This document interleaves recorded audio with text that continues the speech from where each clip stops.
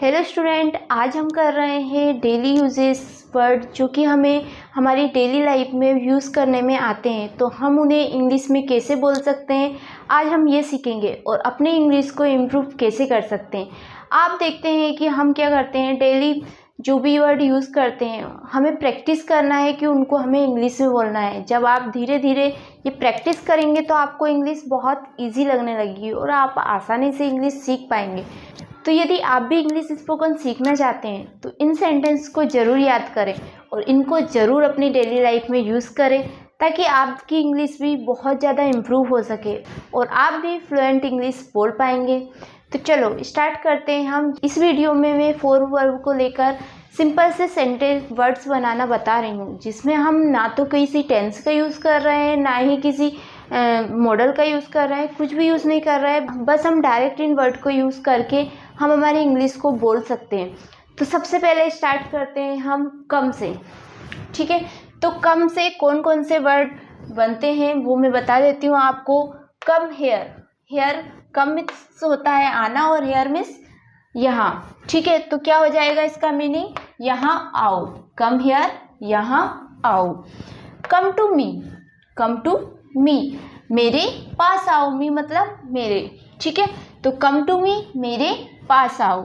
कम today, come today, come today, today मतलब आज। ठीक है, तो कम टू डे मतलब आज आओ। ठीक है, come to the point, come to the point मतलब मुद्दे पर आओ, मतलब पॉइंट की बात करो, इधर उधर की बातें मत करो। ठीक है, तो ये क्या हो जाएगा, कम टू द पॉइंट, मुद्दे पर आओ। Clear. Come for him, come for him, for means होता है के लिए, हम फॉर का यूज करते हैं। ठीक है, तो और कम आना और हिम मतलब उसके, तो क्या हो जाएगा, उसके लिए आओ, उसके लिए आओ। Come for him. ठीक है, अब यहाँ पर हम नेक्स्ट वर्ब लेते हैं गो। ठीक है, अभी हमने कम से रिलेटेड वर्ड बनाए हैं और अब हम लेंगे गो। तो गो में हम देखते हैं गो देयर, वहाँ जाओ। गो देयर, वहाँ जाओ। Go to him, go to him मतलब उसके पास जाओ। Okay. Go to straight, go to straight, straight मतलब सीधे, सीधे जाओ। ठीक है। Go to the room, go to the room मतलब कमरे में जाओ। गो टू द रूम, कमरे में जाओ। Go to the railway station, go to the railway station मतलब रेलवे स्टेशन पर जाओ। ठीक है। गो टू अपस्टेयर्स, अपस्टेयर्स मतलब ऊपर की ओर जो सीढ़ियाँ होती है, ऊपर की ओर चढ़ना, तो इसको बोलते हैं सीढ़ियों से ऊपर जाओ। अपस्ट्रेट अब बोला है इसलिए ऊपर, स्ट्रेस क्योंकि सीढ़ियाँ। ठीक है, तो यहाँ पर हो जाएगा गो अपस्टेयर्स मतलब सीढ़ियों से ऊपर जाओ। गो डाउनस्टेयर्स मतलब सीढ़ियों से नीचे की ओर आओ, सॉरी सीढ़ियों से नीचे जाओ। क्लियर। तो ये थे हमारे गो से रिलेटेड वर्ड। अब हम लेते हैं स्टैंड, स्टैंड अप मतलब खड़े होना। ठीक है, तो स्टैंड अप, खड़े हो जाओ। स्टैंड अप, खड़े हो जाओ। Stand in front of me, stand in front of me मतलब कि मेरे सामने खड़े हो जाओ। ठीक है, फ्रंट ऑफ मी मतलब मेरे सामने। ठीक है, तो क्या हो जाएगा, stand, stand in front of me, मेरे सामने खड़े हो जाओ। Stand on the table, on the table मतलब टेबल के ऊपर, तो टेबल के ऊपर खड़े हो जाओ, टेबल पर खड़े हो जाओ। ठीक है। Stand next to me, stand next to me तो मेरे बगल में खड़े हो जाओ। स्टैंड नेक्स्ट टू मी, मेरे बगल में खड़े हो जाओ। स्टैंड स्ट्रेट, स्टैंड स्ट्रेट मतलब सीधे खड़े रहो।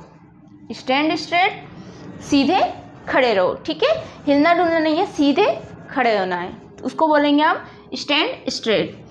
Stand behind me, stand behind me मतलब मेरे पीछे खड़े रहो। ठीक है, इसके बाद हमारा स्टैंड से रिलेटेड भी हमारे वर्ड कंप्लीट होते हैं। अब हमारा आता है listen. Listen to me, listen to me मतलब मेरी बात सुनो, मेरी बात सुनो। Listen to him, listen to him उसकी बात सुनो। जैसे कि मेरी बात सुनना है तो मैं बोलूँगी लिसन टू मी, और यदि मुझे बोलना है कि उसकी बात सुनना है तो लिसन टू हिम, और यदि लड़की है तो हम यूज़ करेंगे लिसन टू हर। ठीक है। यदि वो जिसके बारे में हम बता रहे हैं कि उसकी बात सुनो, यदि वो लड़की है तो हम यूज़ करेंगे हर का, और यदि वो लड़का है, ठीक है, तो हम यूज़ करेंगे him. Clear. Listen to Ram, किसी का नाम बताना है कि जैसे कि सीता की बात सुनो या फिर राम की बात सुनो, शिवानी की बात सुनो, तो हम उसको बोलेंगे लिसन टू राम। ठीक है। लिसन टू म्यूजिक, गाने सुनो, गाने सुनने को हम क्या बोलेंगे, लिसन टू म्यूजिक। सॉन्ग के बारे में भी यहाँ पर बोल सकते हैं लिसन टू सॉन्ग, ऐसे भी बोल सकते हैं। ठीक है। लिसन टू योर फादर, अपने पापा की बात सुनो, लिसन टू योर फादर। इसी तरीके से हम और भी इसमें ऑब्जेक्ट जोड़कर और भी सेंटेंस बना सकते हैं। तो आई होप आपको ये सारे वर्ड्स क्लियर समझ में आ गए होंगे और आप अपनी डेली लाइफ में इनका यूज़ करके अपनी इंग्लिश को बहुत इम्प्रूव कर पाएंगे। तो मिलते हैं नेक्स्ट वीडियो में, तब तक के लिए बाय बाय, टेक केयर।